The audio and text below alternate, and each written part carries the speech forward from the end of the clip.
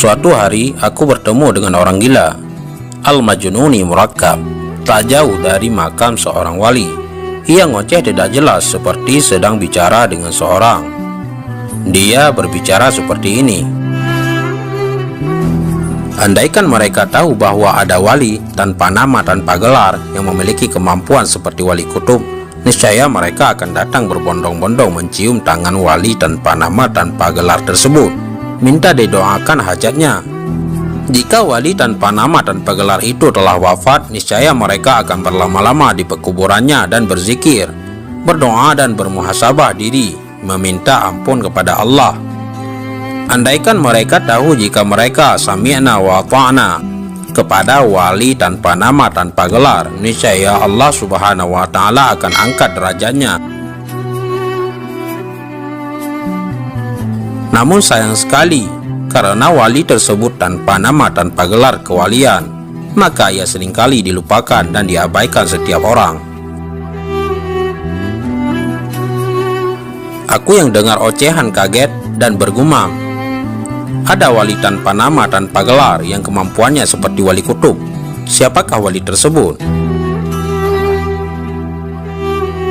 Dengan sedikit rasa takut, aku dekati dia karena penasaran ingin tahu siapa sebenarnya wali tanpa nama, tanpa gelar tersebut. Lalu terjadi dialog.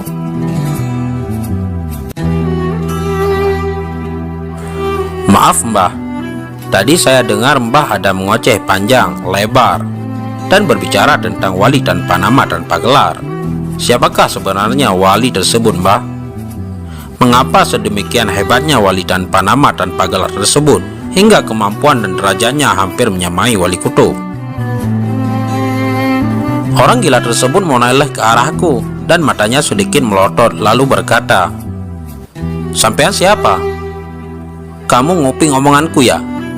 Apa pentingnya kamu perlu merasa tahu tentang wali tanpa nama?" Ucapnya dengan nada agak tinggi. Mendengar ucapan suaranya yang agak bernada tinggi terkesan kasar, membuat aku sedikit takut dan gentar. "Maaf Mbah, bukan maksud saya menyinggung Mbah. Nama saya Bolang. Saya seorang muhibbin, pecinta para wali-wali Allah. Kadang-kadang saya dan teman-teman saya berziarah ke makam para wali. Saya penasaran dan tertarik dengan wali tanpa nama, tanpa gelar yang Mbah sebutkan. Kalau boleh tahu siapakah wali tersebut Mbah?" tanyaku kemudian memberanikan diri. Orang gila itu tertawa terbahak-bahak. "Dasar bocah goblok. Namanya juga wali tanpa nama, tanpa gelar. Tentu saja aku tidak tahu nama wali tersebut dan apa gelar kewaliannya. Kamu ini tampang kelihatan pintar, tapi ternyata goblok ya."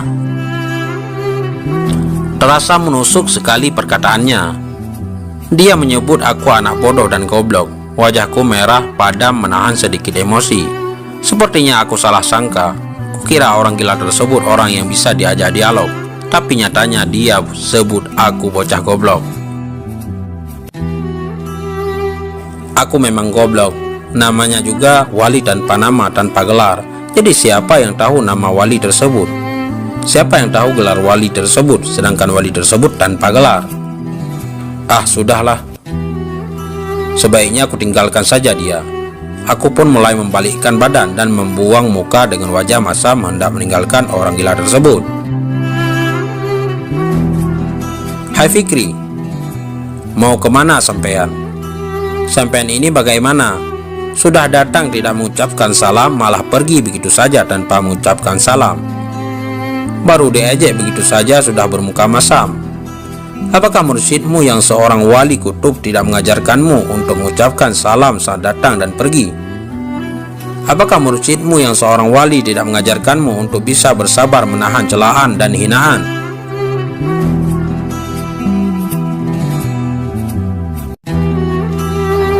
Saat itu langkahku terhenti. Astagfirullah. Betul sekali, aku tadi lupa mengucapkan salam sebelum memulai obrolan, dan aku juga pergi begitu saja tanpa mengucapkan salam. Dan tak kusangka dia menyebut mursyidku seorang wali kutub. Sepertinya dia mengenal mursyidku. Kemudian aku kembali menghampirinya dan berkata, "Assalamualaikum warahmatullahi wabarakatuh. Mbah, mohon maaf mbah atas kelancangan saya karena datang dan pergi tanpa mengucapkan salam. Sekali lagi saya mohon maaf." Sambil mencoba meraih tangannya untuk menyalami dan mencium tangannya. Tapi orang gila itu menepis tanganku seraya berkata, "Malah aku jadi salah tingkah." Tiba-tiba suasana hening sejenak beberapa menit. Aku diam dan dia pun diam. Suasana serasa seperti di kuburan. "Ngapain kamu masih di sini?" Tiba-tiba suaranya memecah keheningan. Aku agak kaget lalu berkata, "Maaf mbah." Orang gila itu menyela kalimatku. Anu, apa anu? Ngomong yang jelas, jangan ngomong yang jorok. Itu anumu ada di situ, mau pamer dan adu anumu. Ayo sini aku ladenin. Mana anumu? Ayo tunjukkan.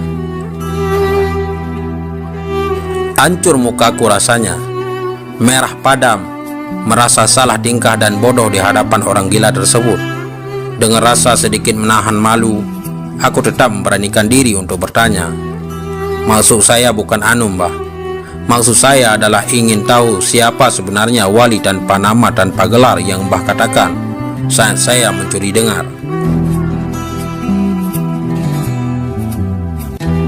Orang gila itu bertanya, "Kamu ini enggak pinter-pinter juga. Sudah berapa lama kamu belajar tasawuf?" Aku menjawab,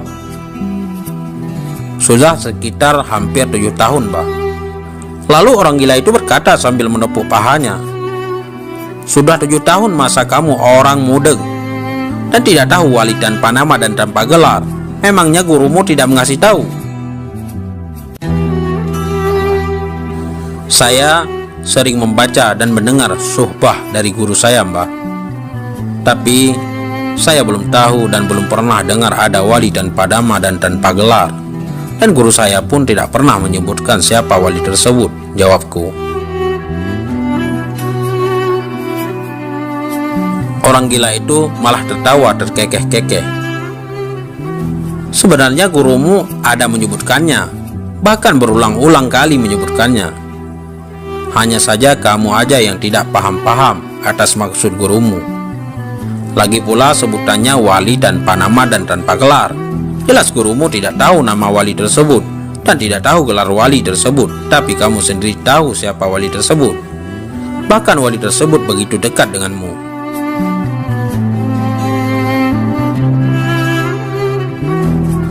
Aku bergumam dalam hati, "Apa? Aku mengenal wali tersebut? Siapa dia?" "Maaf mbah, siapakah yang mbah maksud?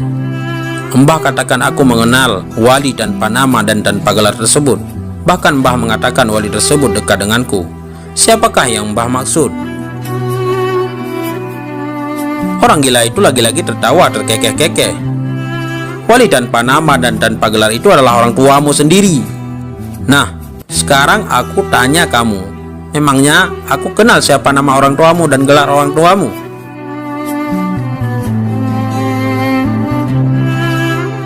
Sekarang aku malah jadi tambah bingung, lalu semakin bertanya-tanya.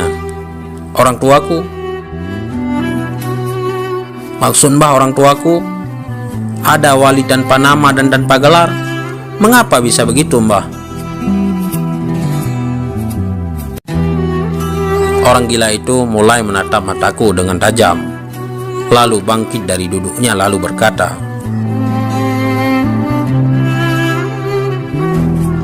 "Apakah kau tidak tahu tentang Uwais Al-Qarni? Salah satu sahabat yang tidak pernah bertemu Nabi secara fisik dan juga seorang wali. Apa yang menyebabkan dia memiliki derajat yang begitu agung hingga namanya terkenal di langit walau di bumi tak seorang pun yang mengenalnya?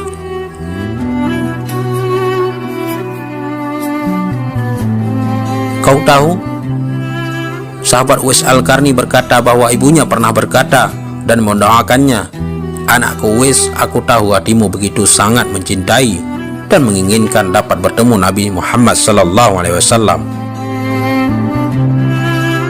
Namun kini kau datang kepadaku dengan wajah dirundung sedih karena tak berhasil menemui Rasulullah SAW, dan kau memilih segala pulang karena memikirkan dan mengkhawatirkan aku, ibumu ini, nak.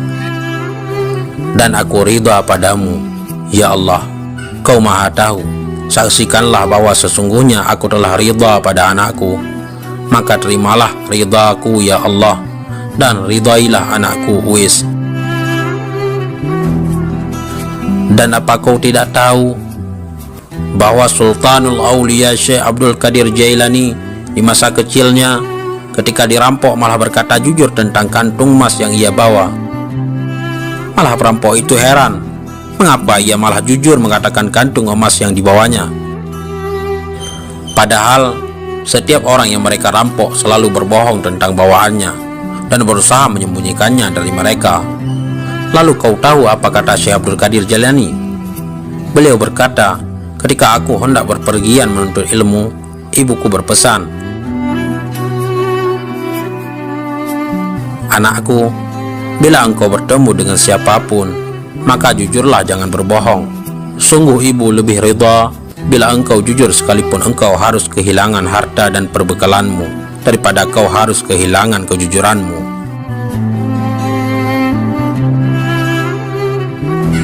Aku tersentak kaget. Wajahku mulai pucat pasi teringat olehku salah satu hadis yang menyatakan bahwa kita harus berbuat baik, berbakti pada orang tua kita sendiri. Bahkan Rasulullah SAW sampai 3 kali menyebut kata ibumu, ibumu, ibumu, lalu ayahmu. Tak kusangka, ternyata aku tertipu oleh nafsu dan egoku sendiri hingga aku tak tahu bahwa selama ini wali tanpa nama yang memiliki kemampuan layaknya wali kutub adalah orang tuaku sendiri.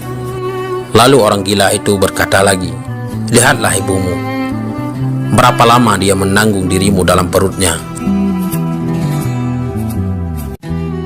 Apakah kau sanggup menahan perih dan pedih seperti dirinya hanya untuk menginginkan kau lahir di dunia hingga bertaruh nyawa agar kau terlahir sehat dan selamat? Bahkan ketika dalam kondisi darurat ia lebih rela menerima kematian agar kau tetap hidup. Apakah kau pernah memikirkan hal ini?"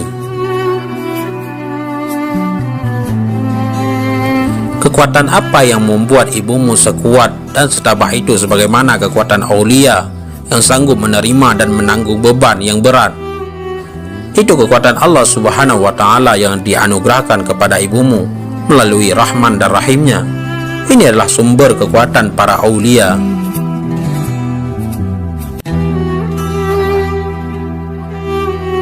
Aku diam 1000 bahasa. Rasa hati ingin menangis sejadi-jadinya. Aku serasa dihakimi dalam hari perhitungan. Lalu orang gila itu berkata lagi dan lagi, "Kau bangga dan takjub dengan karamah para wali, tapi pernahkah kau bangga dan takjub dengan karamah ibumu yang Allah Subhanahu wa Ta'ala anugerahkan kepadamu? Pernahkah kau bangga dan takjub dengan karamah ibumu yang mengajarkan berkata-kata ketika masih bayi? Tidurnya sedikit karena kau selalu nangis dan rewel sebagaimana para aulia yang tidurnya sedikit karena memikirkan umat Nabi Muhammad SAW yang banyak berkeluh kesah dan merengek. Air susunya seakan-akan tak pernah habis setiap kali kau merengek ingin netek. Apakah kau tak tahu kalau itu adalah bukti karamah ibumu? Tidakkah kau pernah mendengar kalimat ini? Ridha orang tua adalah ridhanya Allah."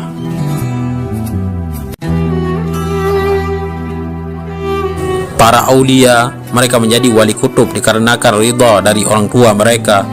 Tidakkah kau sadar bahwa doa dan harapan kedua orang tuamu hampir setara dengan wali kutub?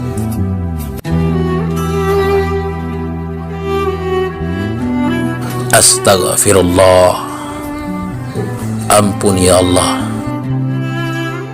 Mendengar coledahan orang gila tersebut seakan petir menjambar seluruh tubuhku. Badanku serasa hancur binasa. Ingin sekali aku rasanya menangis sekuat-kuatnya.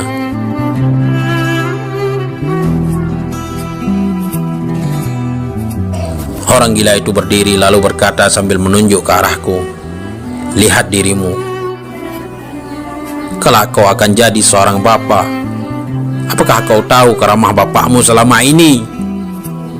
Lihat tangannya, lihat punggungnya, lihat kulitnya. Setiap hari ia membanting tulang agar kau tetap bisa makan, tetap bisa tertawa, tetap tersenyum. Bekerja siang dan malam hanya untuk mengabulkan segala macam pinta dan rengekmu. Ketika kau kecil, dirimu melakukan kesalahan. Dialah orang yang paling depan membelamu. Ketika kau dalam bahaya, dia rela menghadapi bahaya itu untuk menyelamatkanmu. Dia tanggung bebanmu dan ibumu di pundaknya. Walau kian rapuh, dia tetap berusaha menompang. Tidakkah kau sadari bahwa bapakmu itu orang mujahid fisabilillah yang setiap hari berjuang menafkahi kehidupanmu bertahun-tahun bahkan berpuluh tahun? Dia, bapakmu, adalah mujahid kebanggaanmu.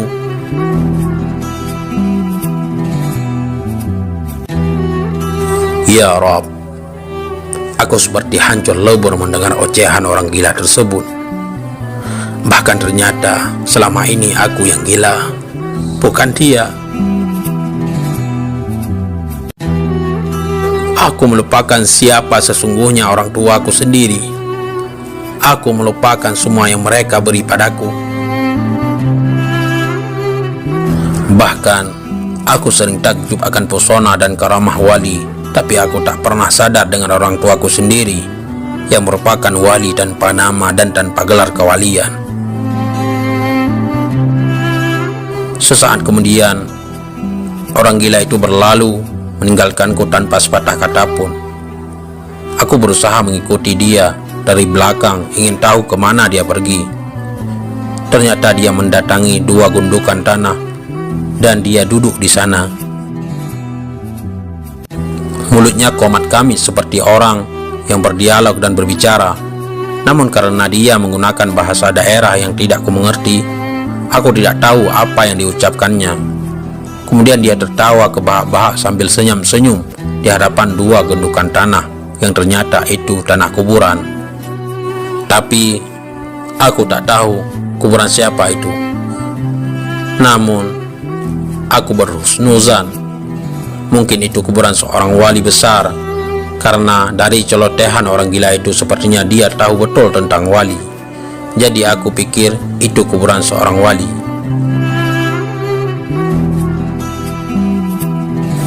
Tiba-tiba setelah selesai tertawa dia diam. Suasana menjadi hening. Kemudian kulihat dia mulai menangis, meneteskan air mata dengan suara terisak-risak. Tangisan begitu pilu sampai serasa menyayat hatiku untuk turut menangis.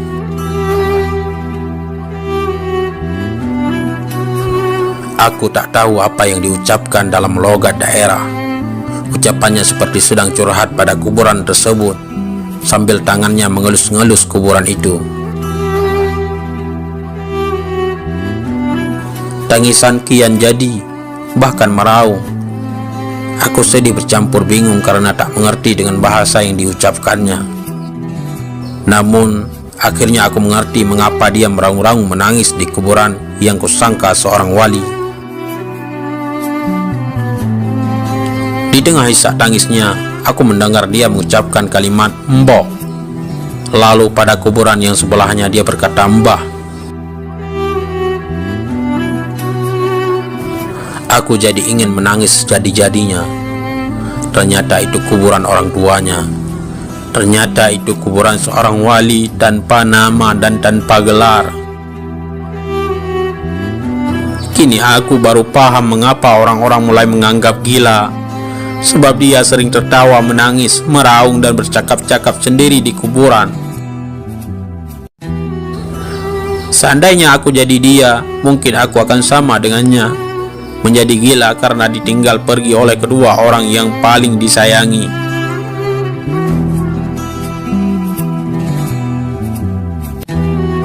Aku membalikkan badanku bergegas ingin pulang ke rumah untuk menemui kedua orang tuaku yang masih hidup.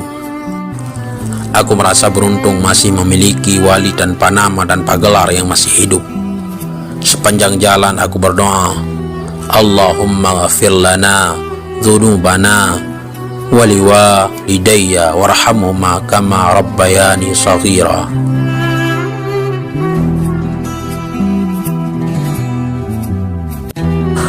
Aku pernah bertengkar dan melawan kepada orang tuaku dulu. Tapi ketika aku sadar mereka berdua adalah wali tanpa nama tanpa gelar, aku akhirnya sadar merekalah yang selama ini yang melindungi, mengawasi, membimbing dan berusaha memenuhi kebutuhanku. Tanpa mereka, aku bukan siapa-siapa dan bukan apa-apa. Aku bersyukur kesadaranku datang sebelum mereka meninggalkanku. Buat sahabat-sahabatku, jika wali tanpa nama tanpa gelarmu telah tiada, kunjungilah mereka, kunjungi dan datanglah pada mereka. Bawalah hadiah berupa doa dan hadiah pahala bacaan Al-Quran. Orang tua kita mungkin bukanlah sosok ternama dan tidak dikenal, mungkin tak pernah sekolah dan tak punya gelar, namun mereka adalah wali kalian, wali tanpa nama dan tanpa gelar. Saudaraku, mudah-mudahan ini menjadi mau'izah dan faidah buat kita semua dan bermanfaat. Jaga orang tua kalian, jaga wali tanpa nama dan tanpa gelar tersebut, jangan sakiti mereka. Assalamualaikum warahmatullahi wabarakatuh.